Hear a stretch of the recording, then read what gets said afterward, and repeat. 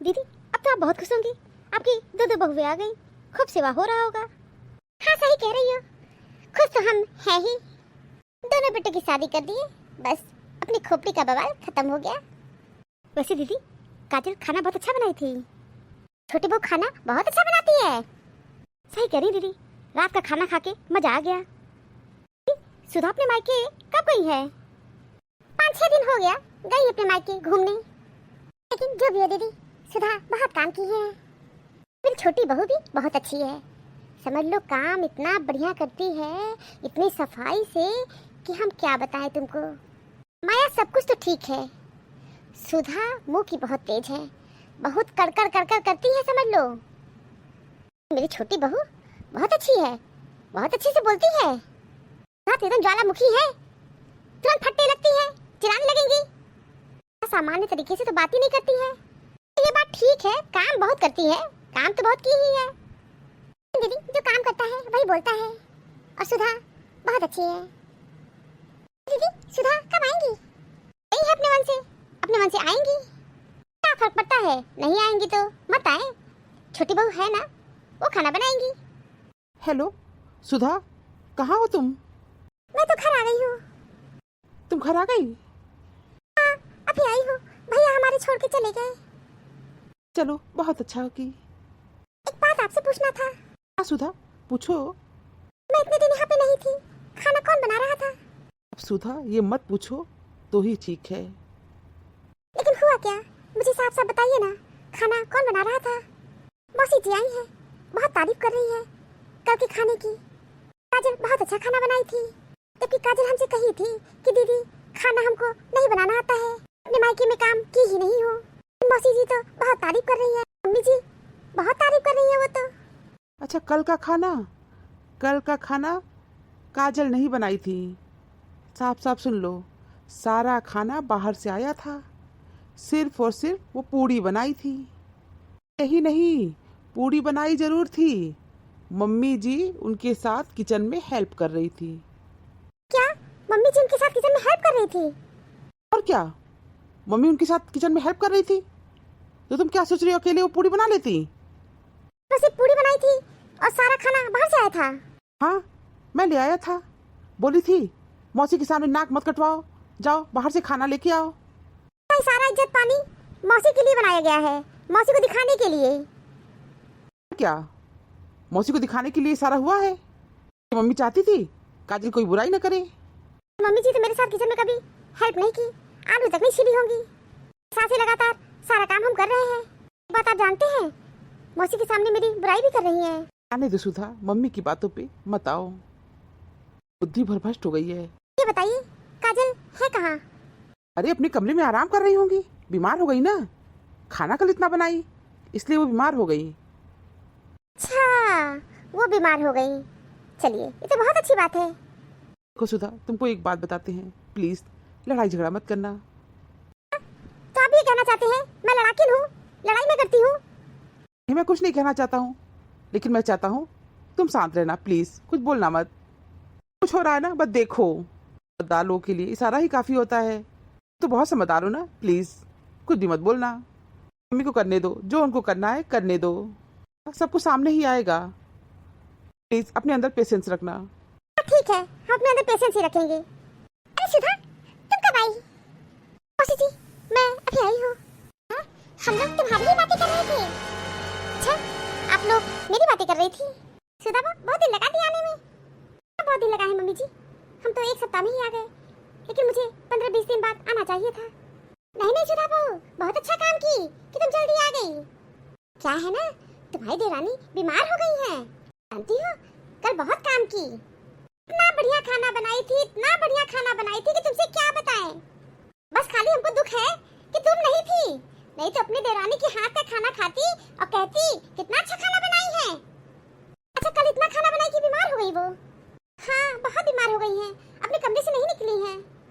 Mummy जी हमने जीवन में बहुत बड़ी बड़ी गलती की है। सुधा तुम गलती की हो? तुम तो कोई गलती नहीं की हो। नहीं मम्मी जी हम बहुत गलती किए हैं, हमको अपनी गलती का एहसास है। अब मम्मी जी हम भी अपनी गलती सुधारेंगे। कैसी बात कर रही हो, तुम तो कोई गलती करती ही नहीं हो, बहुत कामकाजी हो, बहुत पहनती हो, खाना बहुत अच्छा बनाती हो, खाना तो कोई बनाता ही नहीं है। अरे मम्मी जी, मेरी इतनी तारीफ कर रही हैं आप? अरे इतनी तारीफ मत करिए, नहीं तो हम पागल हो जाएंगे। आप तो मुझे ऊपर चढ़ा दे रही हैं। मम्मी जी मुझे जमीन पे ही रहने दीजिए, इतना ऊपर मत चढ़ाइए।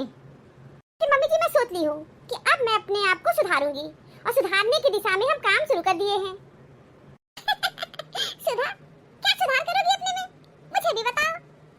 मौसी जी, अब हम भी अपनी बीमारियों का लिस्ट मम्मी जी को थमा देंगे। ये हुनर हम अपनी देरानी से सीखे हैं। देरानी घर में आते ही अपनी बीमारियों का लिस्ट लंबा चौड़ा रख दी सबके सामने। देरानी अपनी पर्सनालिटी डिसऑर्डर की सारी बीमारी बता दी। गर्मी में वो ज्यादा काम नहीं करती है, उनको गर्मी लगती है। ठंडी में वो कांपती है, उनसे ज्यादा काम नहीं होता है। साथ में किचिड़ पिचिड़ होता है, वो काम कैसे कर पाएंगी? रानी को गर्मी में प्रॉब्लम, जाड़े में प्रॉब्लम, बरसात में प्रॉब्लम, बस एक हमको ही प्रॉब्लम नहीं है। हम अपने जीवन में बहुत गलती किए हैं। हम अपनी बीमारी कभी बताए ही नहीं, बीमारियों का लिस्ट कभी पकड़ाए ही नहीं। मम्मी जी हमको सब पता है, कल का खाना देरानी नहीं बनाई थी, देरानी सिर्फ पूड़ी बनाई थी और पूड़ी बनाने में आप उनकी मदद की थी, जबकि सारा खाना बाहर से आया था। बाहर से खाना इसलिए आया था क्योंकि आप मौसी जी को दिखाना चाह रही थी कि काजल बहू बहुत अच्छा खाना बनाती है। सुधा बहू, तुम ये अगड़म बगड़म क्या बोलने जा रही हो? तो कुछ समझ में नहीं आ रहा है। मम्मी जी आप इतनी नादान क्यों बन रही हैं? क्या सारा खाना बाहर से आया था? अरे नहीं नहीं सुधा, तुम्हें कोई गलतफहमी हुई है। खाना काजल ही बनाई थी। मम्मी जी आप भी झूठ क्यों बोलती हो? क्या दीदी, सारा खाना बाहर से आया था, लेकिन आप तो बोल रही थी सारा खाना काजल बनाई है, इसीलिए आप हमको इनवाइट भी की थी। मैं यही सोच के यहाँ आई थी, चलो बड़ी बहू के हाथ का खाना तो बहुत खाए हैं, अब छोटी के हाथ का भी खाना खा लें। माया माया ऐसी बात नहीं है, खाना काजल ही बनाई थी, ये सुधा को नहीं जानकारी है। दीदी पर्दा मत डालिए, छुपाने वाली कौन सी बात है दीदी? ठीक है काजल खाना नहीं बनाई थी, नहीं बनाई। काजल को खाना बनाना नहीं आता हो, आपको बाहर से खाना मंगाने की जरूरत क्या थी? भी बना देती घर में, हम सब खा लेते। बाहरी मेहमान थोड़ी नहीं है कि हमको दिखाने की जरूरत है। हाँ माया ये सही बात है, काजल से पूड़ी बनाई थी, खाना बाहर से आया था। दीदी आप भी इतना लुकाती छिपाती हैं। दीदी झूठी तारीफ किसी की नहीं करनी चाहिए, सच को स्वीकार करिए, सच बोलिए, सबसे अच्छा होता है। झूठ तिकड़म बोल के इंसान फंस जाता है, इसलिए हर इंसान को झूठ तिकड़म से बचना चाहिए और सच के साथ रहना चाहिए। सुधा बहू क्या हुआ, तुम इतनी गुस्से में क्यों हो? काफी खुशी मनाई मम्मी जी, ऐसा मेरे पीछे हाथ धो के पड़ी रही। हम इतना काम किए लेकिन मुझे क्या मिला, सिर्फ बुराई। कल का खाना बाहर से आया था, पूड़ी बनाई थी, उनके साथ किचन में हेल्प की थी, साथ अब कभी हेल्प नहीं की। छोटी बहू इतना काम की कि वो बीमार हो गई और अभी तक सुबह से कमरे से बाहर ही नहीं निकली है।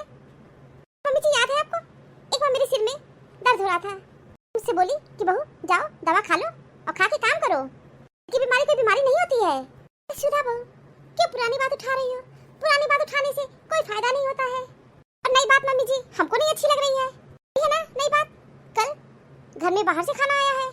मेरे रहते इस घर में कभी क्या बाहर से खाना कभी आया था? कभी नहीं आया था। मैं यहाँ खाना बनाई हूँ, पैसा दिन मैं ही खाना बनाती थी। मैं भी अपने जीवन में बहुत गलती की हूँ, बहाना नहीं बनाई, कभी झूठ नहीं बोली, जिम्मेदारी को समझी, घर का सारा काम की। बदले में मुझे क्या मिला? मुँह की बहुत तेज हूँ, अंदर सहनशीलता नहीं है। मैं खुश हूँ कि मेरी देरानी बहुत अच्छी आई है, कम से कम इस घर में कोई दूसरी सुधा तो नहीं होंगी। सुधा बहू क्यों पुरानी बात उठा रही हो? पुरानी बात उठाने से कोई फायदा नहीं है। दीदी आपकी बड़ी बहू की बराबरी कोई नहीं कर सकता।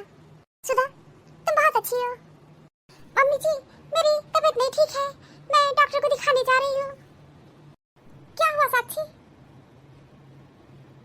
मुझे कल मैं इतना काम कर दी ना, उसकी वजह से मुझे बहुत प्रॉब्लम हो गया है। मम्मी जी मेरे सिर में बहुत पेन हो रहा है। अच्छा बहू का नाम साक्षी भी है क्या? मौसी जी मेरा दो नाम है, साक्षी और काजल।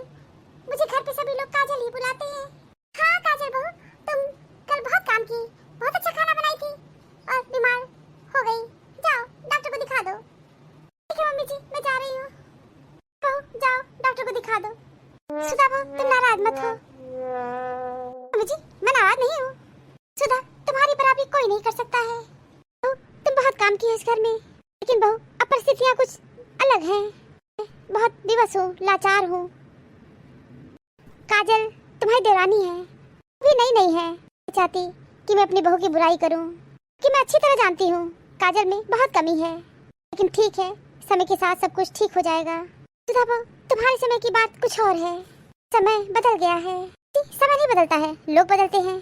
जो भी कहो बहू, समय कहो या मैं, बदल तो गया ही है सब कुछ। सुधा बहू, मैं भी यही कहूँगी कि तुम भी सामंजस्य बैठाने की कोशिश करना। अच्छा मम्मी जी, मैं ही सामंजस्य बैठाऊं?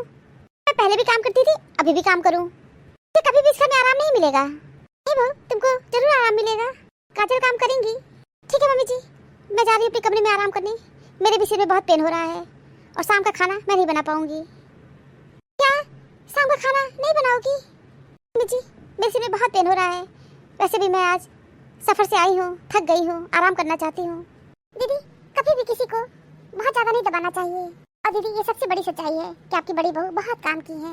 हाँ माया, तुम बिल्कुल ठीक कह रही हो। हाँ, बहुत काम की है। कभी तो आप सुधा की बुराई करती रहती हैं।